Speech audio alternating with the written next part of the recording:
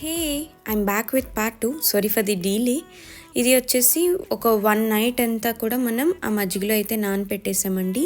ఇంకా అక్కడి నుంచి కూడా మనం ఎండబెట్టడం అయితే స్టార్ట్ చేసినాం.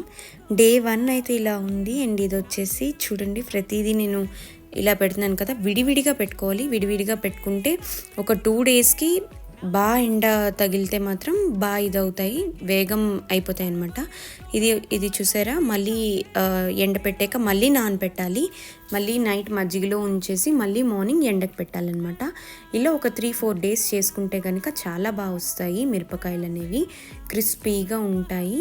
అండ్ అలానే కారం అది కూడా బాగా తగ్గుతుంది, బాగా ఇదవుతాయి. బట్ రోజు ఎండ పెట్టాలి, వాటర్ అది తగలకుండా చూసుకోవాలి, లేదంటే మొత్తం పాడైపోతాయి.